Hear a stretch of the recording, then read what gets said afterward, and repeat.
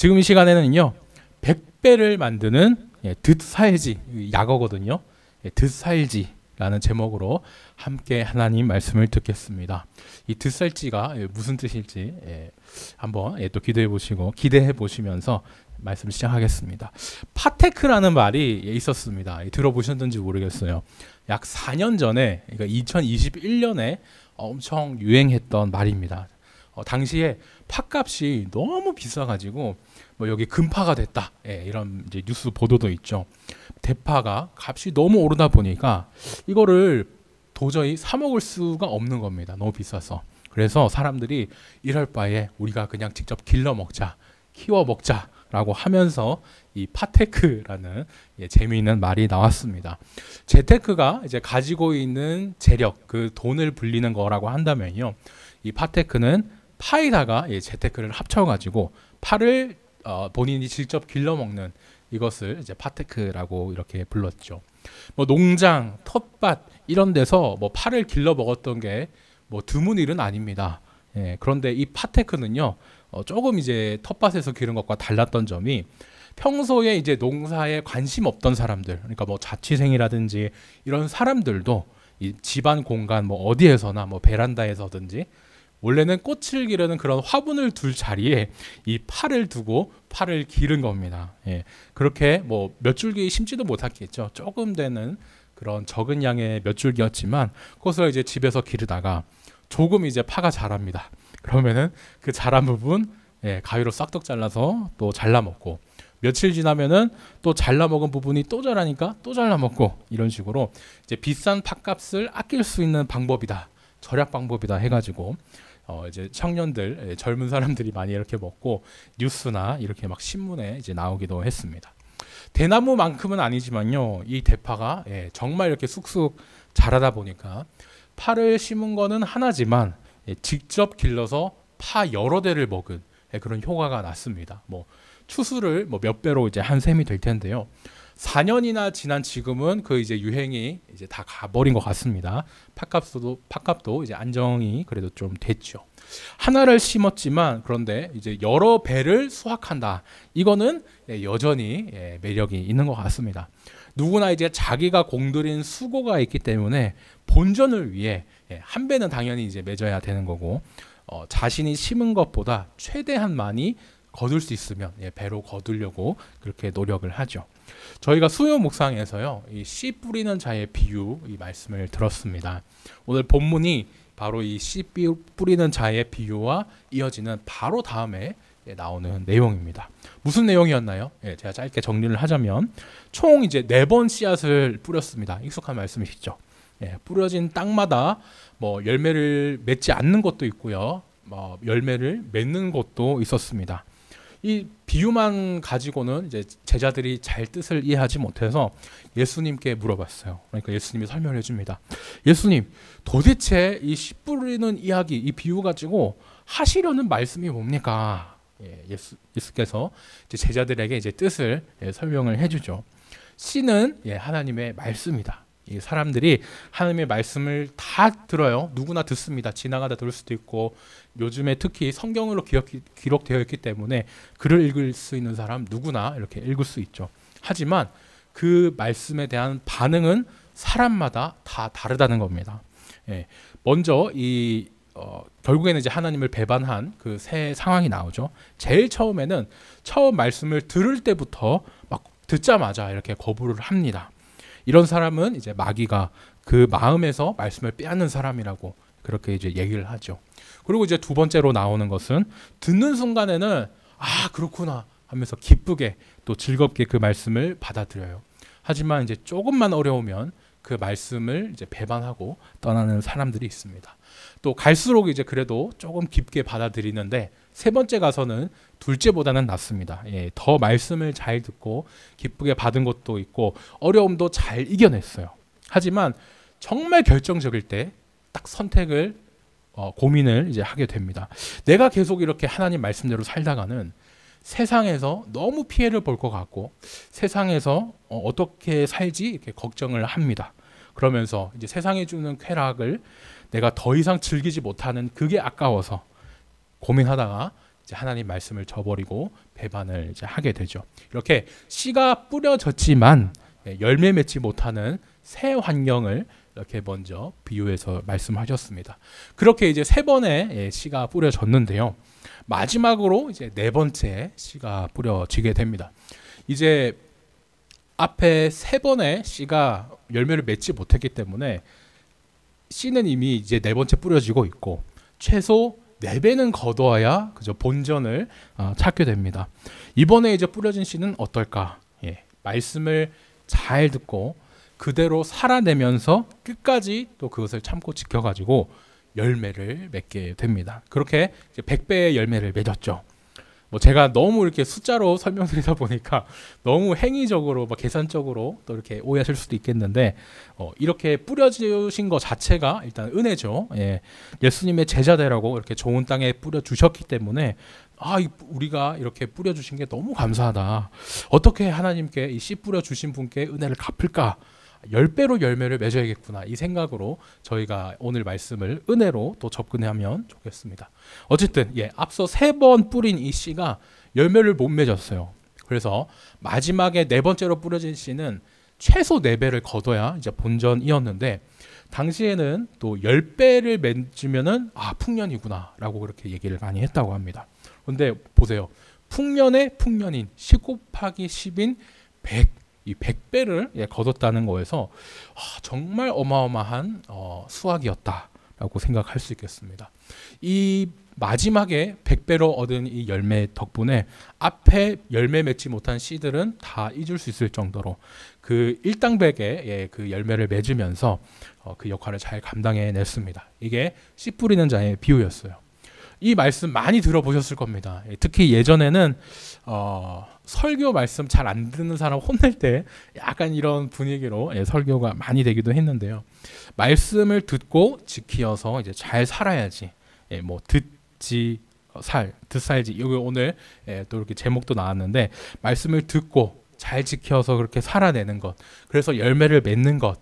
뭐 해서 말씀을 떠나고 그 다음에 어떻게 해서 시험을 들어서 떠나고 막 이렇게 찔리는 사람도 많았지만 결국에는 그것을 모두 상쇄할 만한 덮어버릴 만한 10배의 열매를 맺은 사람들 그 얘기를 했습니다.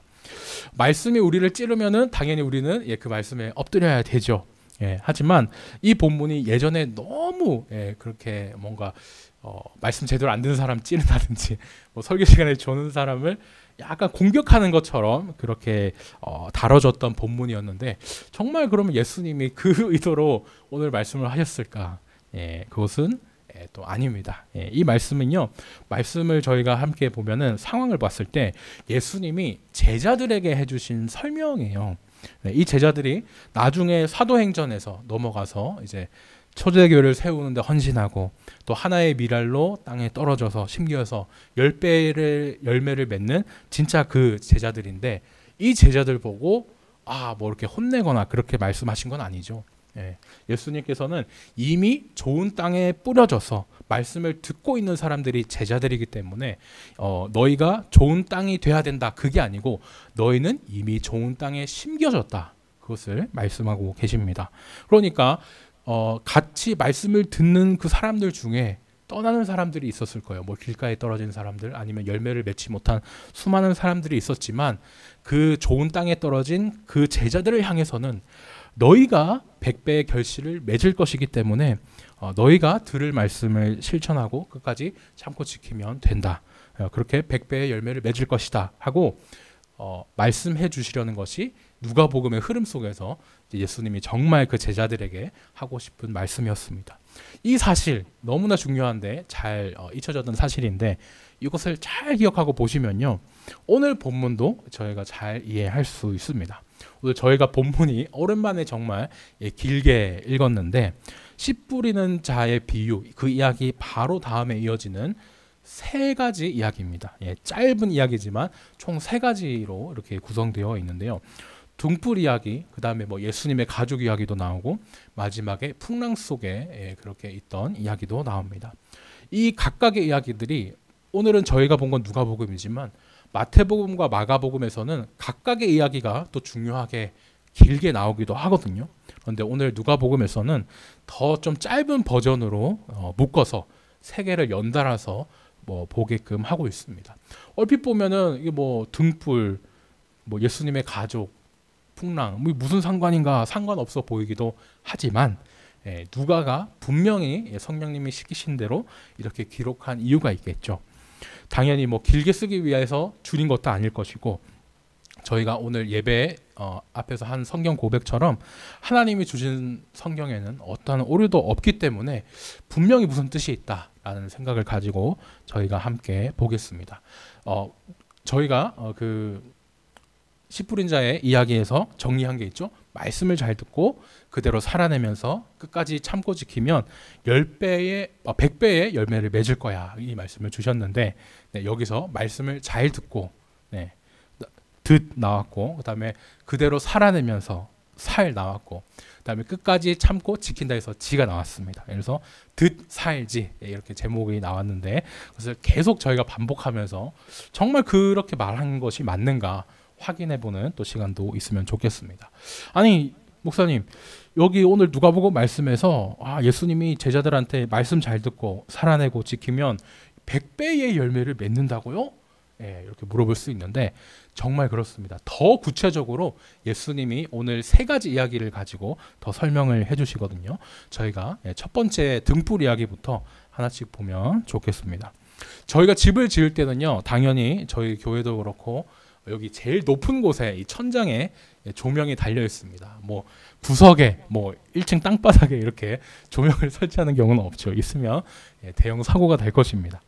빛이 가려서 보이지도 않는데 뭐 괜히 전기 요금만 낭비하는 셈일 것이고, 당연히 이렇게 제일 높은 곳에 조명은 달게 되어 있습니다. 캄캄한 바다를 비추는 등대도 1층에 거기 두진 않죠. 가장 높은 곳에 어쨌거나 등대를 높게 올려서 그쪽 맨 위에서 등대 빛을 이제 비치는데, 하나님 나라의 복음도 같다라는 겁니다.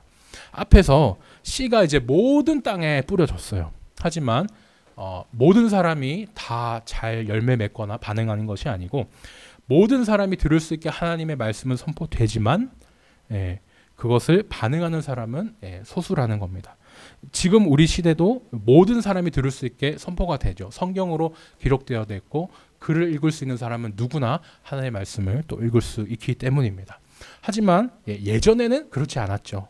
그리고 예수님이 오시기 전에는 메시아가 온다더라 말씀은 들었는데 정말 언제 뭐 누가 오셨는지 그것도 알 방법이 없었습니다. 근데 예수님이 오면서 그 복음의 비밀이 다 드러났어요.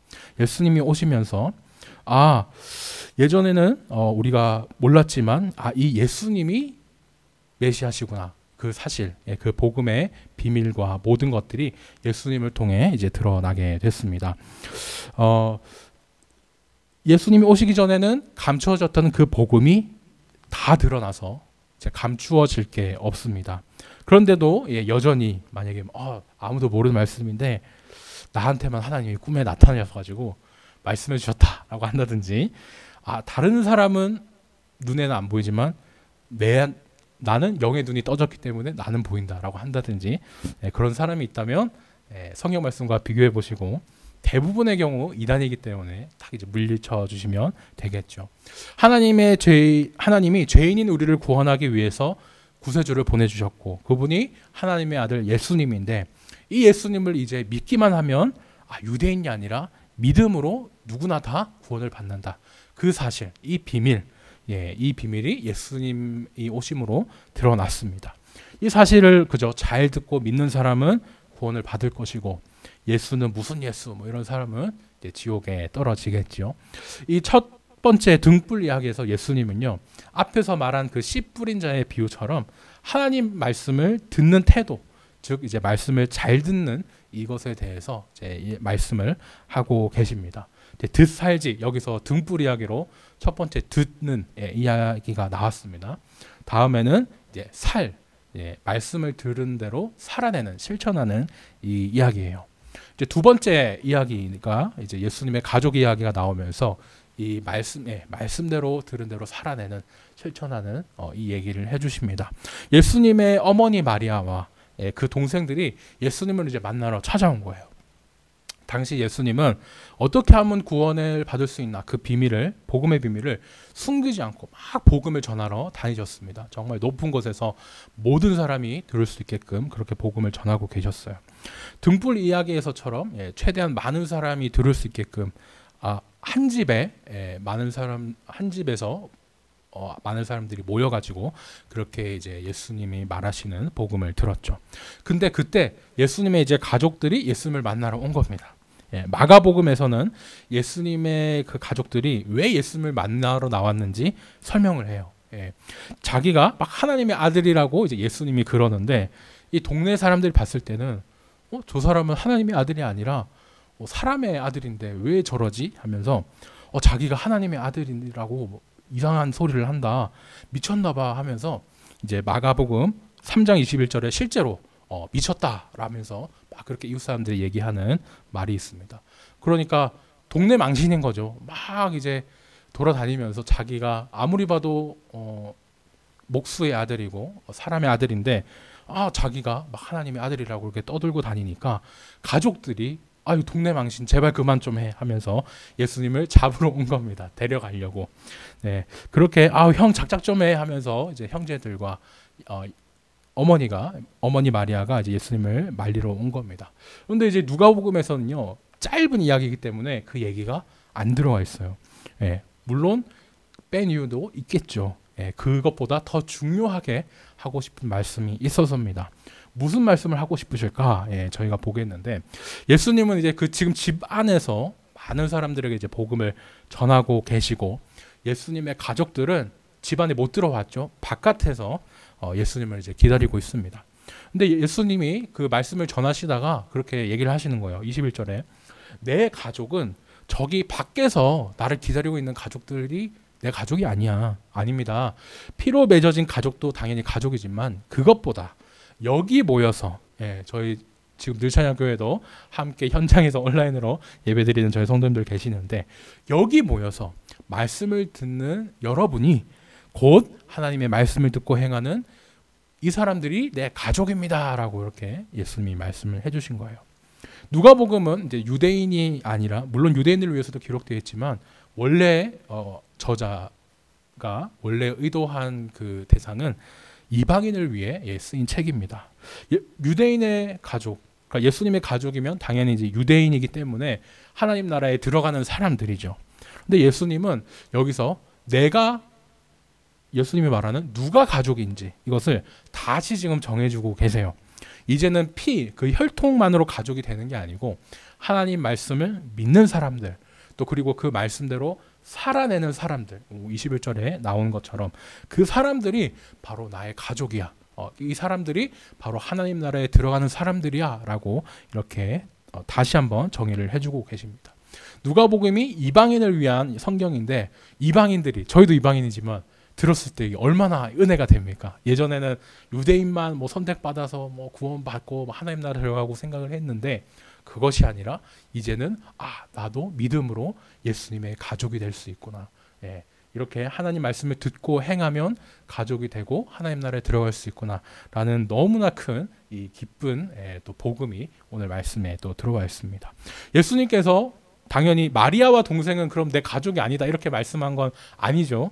그 마리아와 동생도 당연히 혈육이고 또 가족입니다. 하지만 겉으로 보기에는 가족인 그 마리아와 동생들은 정작 그 말씀이 들리는 집 바깥에 서 있어요. 하지만 여기 그 말씀을 들으러 집 안에 있는 사람들, 거기가 설교하는 곳이 사실상 교회의 역할을 이제 한 거죠. 그 집 안에 들어와 있는 사람들, 그렇게 말씀을 듣고 행하는 사람들이 오히려 더 나의 가족이야. 이렇게 그 말씀을 예수님께서 하고 싶으셨던 겁니다. 그래서 마가복음이랑 다르게 부가적인 설명, 왜 잡으러 왔고 그런 얘기는 딱 깔끔하게 없이 정리를 한 거죠. 여기서 듣살지, 여기서 듣고 살고 지키고 해서 사는 이게 나왔습니다. 말씀을 듣고 그대로 살아내는 이것이 두 번째로 이제 말씀해 주신 거고요. 듣살지 세 번째로 이제 마지막 참고 지키는 것이 나왔습니다. 이제 제가 그림을 먼저 이게 들어왔는데 이 본문 먼저 보겠습니다. 앞에 이제 말씀을 듣는 것 그 다음에 들은 대로 사는 것 다음에는 이제 세 절씩 세 절씩 이렇게 나왔다가 이제 네 절로 마지막 이야기가 나오는데요. 호수 반대편으로 건너갈 때 일어난 이야기입니다. 폭풍을 만났을 때 이야기죠. 이게 보시면은 다른 복음서에서는 다르게 이제 누가복음에서는 엄청 좀 호수 저편이라고만 이렇게 두리뭉술하게 되어 있습니다. 다른 복음서처럼 좀 정확하게 어느 지역인지 설명해 줬으면 좋았을 텐데 이제 고민을 하지만 일부러 이렇게 또 말씀은 간략하게 얘기를 해주신 거예요. 만약에 제가 중랑구에 있다가 동부간선 타고 서부대교 건너서 잠실로 갔다 이런 얘기를 한다고 생각해 보십시오. 이게 서울에 사는 사람도 운전하지 않는 사람이면 뭔 소리야 할 겁니다. 그런데 그 말이나 이 말이나 제가 드린 말씀이 그냥 한강을 건넜다 그 말이랑 똑같거든요. 누가복음이 우리와 같은 그 유대 땅에 살지 않았던 이방인들을 위해 기록된 책인데 갈릴리 막 구석 지명 너무 상세하게 적어다 생각해 보십시오. 이해하기 너무 힘들죠. 일부러 오히려 우리를 위해서 간단하게 호수 저편으로 건너갔다. 이렇게 또 하나님께서 친절하게 누가를 통해 기록하게 하셨습니다. 물론 이렇게 쉽게 기록이 되었지만 제자들은 어떻습니까? 전문가잖아요. 바다 전문가고 어부 출신들이 많았기 때문에 예수님이 말한 대로 척하면 척 알아서 딱 머릿속에 내비게이션 있는 대로 잘 이렇게 준비를 해서 호수 건너편으로 이제 갈 준비를 했습니다. 그렇게 해서 이제 배를 준비해서 이제 갈릴리 호수를 이제 건너게 되죠. 그렇게 이제 배에 오르는데요. 23절 앞에 이제 우리 말에는 없지만 우리 성경에는 없지만 원어로 보면 제자들이라는 말이 나와서 좀 강조가 되어 있습니다. 이제 제자들이 어떻게 행동하는가 그거를 이제 집중해서 봐라 이제 그 표현인데요. 예수님이 이제 너무 많은 사역으로 피곤하셔서 몸을 입고 있다 보니까 영이 아니라 몸을 입은 상태에서 너무 피곤하시다 보니까 이제 잠을 주무세요. 그럴 때 이제 제자들은 어떻게 했느냐? 전문 어부 출신이고 바다에 대해서 그렇게 많이 알고 갈릴리 호수에 대해서도 당연히 잘 알고 있었던 제자들이 뭐라고 할까요? 패닉에 빠집니다. 그러니까 엄청 당황하는 일이 벌어지죠. 바로 태풍과 같은 큰 바람이 불어가지고 막 배가 흔들리고 배에 물이 차고 난리가 아니었던 겁니다. 제가 사진을 아까 미리 보였던 거를 보여드리면 이게 갈릴리 호수거든요.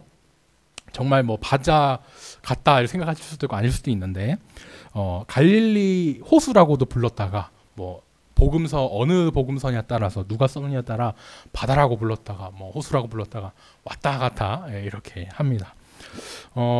호수면 호수고 바다면 바다지 뭡니까 이렇게 싶으시지만 사해도 그죠? 엄밀히 말하면 사방이 땅으로 둘러싸인 호수인데 저희가 사해, 죽음의 바다 이렇게 부르지 않습니까? 당시에 습관, 이 관습이라고 생각해 주시면 좋겠는데 이 사람들이 호수인지 바다인지 착각할 만한 이유가 있었어요. 뭐냐? 여기 보시면은 호수 자체가 이 땅보다 200m 더 밑으로 들어가 있습니다. 깊게 들어가 있어요.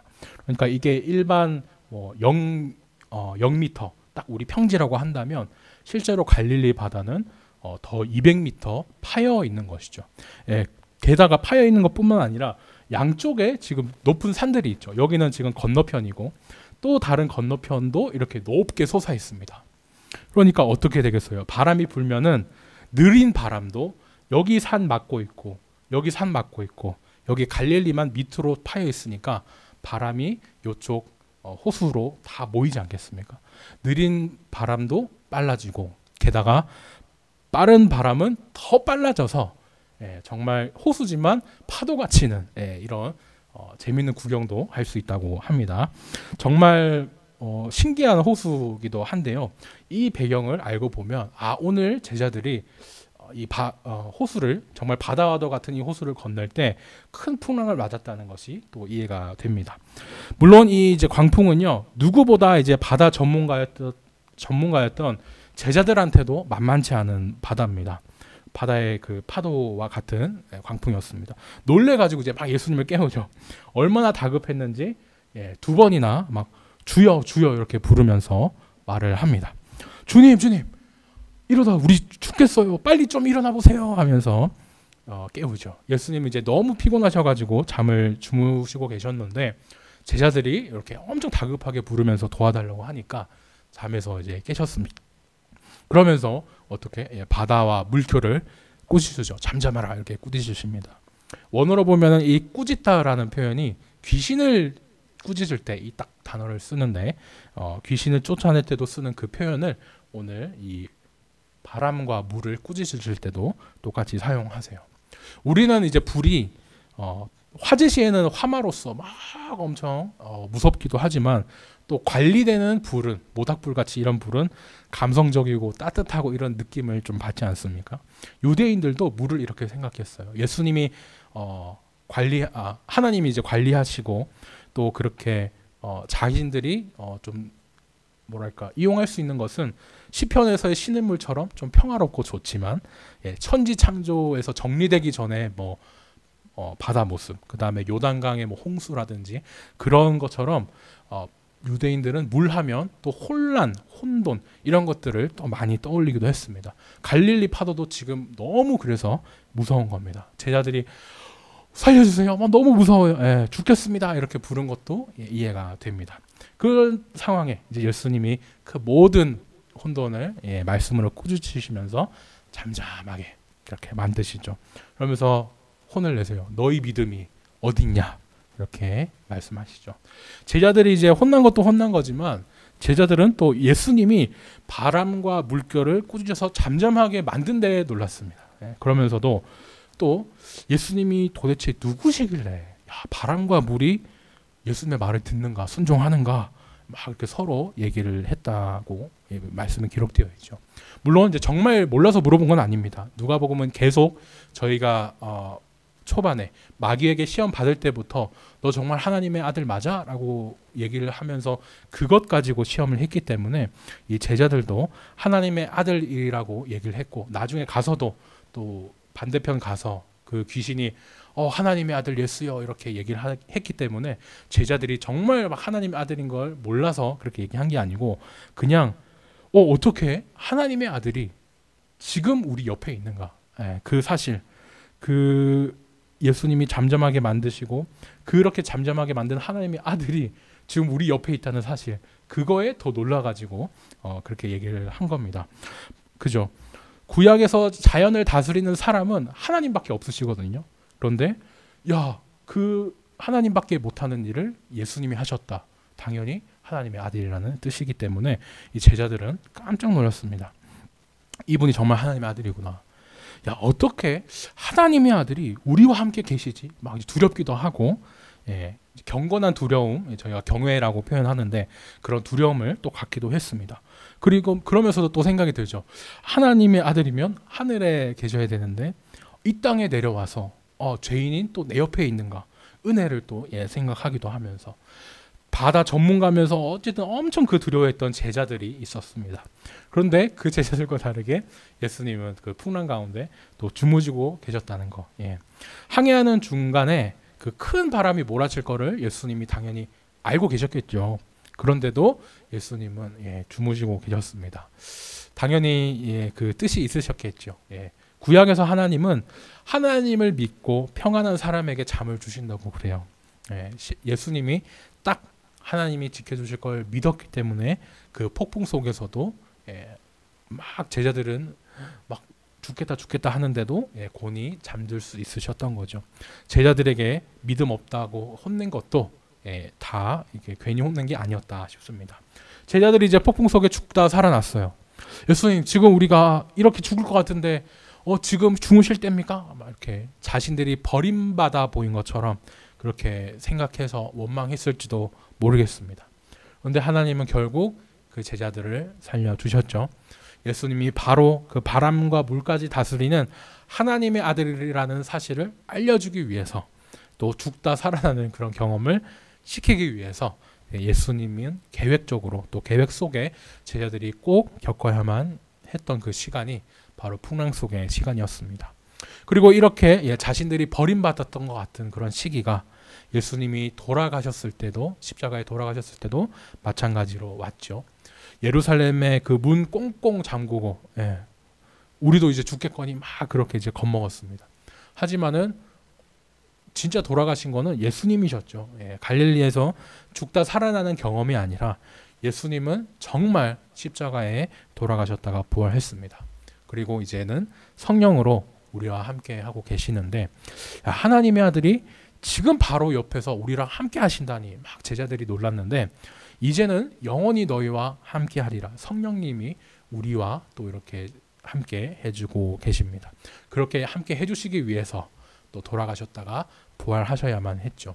풍랑 속에서 그 시간, 또 예수님이 부활하시기 전에 무덤 속에 계셨던 그 시간 모두 꼭 하나님의 계획 속에 있어야 하는 시간들이었습니다. 제자들에게는 이제 갈릴리에서처럼요, 예수님이 무덤에 계셨던 시간이 괜히 자신들을 버린 거 아닌가 오해할 수 있는 시간, 또 원망하는 시간이었을지 모르겠어요. 하지만 하나님께서는 그 시간이 제자들이 꼭 버티고 이겨내면서 거쳐야 할 시간이었습니다. 갈릴리 폭풍 속의 그 시간 잘 이겨냈기 때문에 나중에 그 갈릴리 위에 짧은 그 시간 말고 더 긴 예수님 부활 전에 3일이라는 긴 시간을 또 참고 이겨낼 수 있었겠죠. 이렇게 듣살지, 마지막 지에 해당하는 폭풍 속에서도 끝까지 믿음으로 참고 지켰던 이 지에 대한 내용이 마지막이었습니다. 말씀을 이제 정리하겠습니다.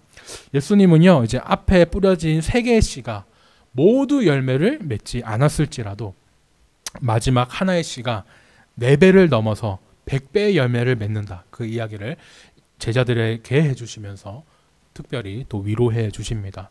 좋은 땅에 뿌려진 씨는요, 하나님 말씀을 잘 듣고 그 말씀대로 믿고 살아내서 끝까지 참고 인내하면서 지켜낸 사람들이었습니다. 그렇게 100배의 열매를 맺었죠. 그 다음 이제 예수님이 이어서 하신 말씀이 오늘 저희가 들은 3가지 짧은 이야기였는데요. 100배의 그 열매 어떻게 맺느냐, 그것을 더 구체적으로 자세히 이야기로 해주신 거라고 말할 수 있겠습니다. 그것이 바로 듣살지, 듣고 살아내고 지키는 것입니다. 하나님의 말씀을 잘 들어서 그 말씀대로 살아내면서 끝까지 참고 지키는 것이었어요. 제자들은 이제 갈릴리 폭풍 속에서 우리 죽는 거 아니야, 버려진 것 같고 그렇게 죽을 것 같은 시간을, 힘든 시간을 보냈지만 결국에 예수님 덕분에 또 다시 살아났습니다. 예수님이 우리를 지켜주실 거야, 그렇게 믿지 못하는 것 때문에 혼은 났지만 나중에 그 혼난 제자들이 나중에 예수님이 또 무덤에 갇힌 무덤 속에 계셨던 3일 동안 또 나중에 잘 이제 이겨내고 결국에는 초대 교회를 세워 나가면서 정말 말씀을 들은 대로 살아나고 지켜내면서 100배의 결실을 이제 맺었죠. 이제는 우리 차례입니다. 오늘 우리도 말씀을 듣고 살아내면서 말씀을 지킬 때 하나님께서 우리를 통해 100배의 열매를 맺게 해주실 줄 믿습니다. 예수님 다시 오실 날까지 저희가 이 힘든 시간, 폭풍 속에서의 시간, 또 예수님 부활하시기 무덤에 계셨던 그 3일의 시간을 저희가 계속 살아나고 있는데요. 믿음이 흔들리고 힘들지만 그때 오늘 들은 말씀을, 예수님의 말씀을 기억해 주면 좋겠습니다. 앞서 뿌린 씨앗들이 열매를 맺지 못하더라도 괜찮다. 너희가 말씀을 듣고 살아내어 지키면 100배의 열매를 맺을 것이기 때문에 바라기는요, 하나님 말씀을 듣고 살아내고 지킴으로 100배 열매를 맺는 우리 모든 의찬양 성도님 되시기를 예수님의 이름으로 축원합니다. 기도하겠습니다.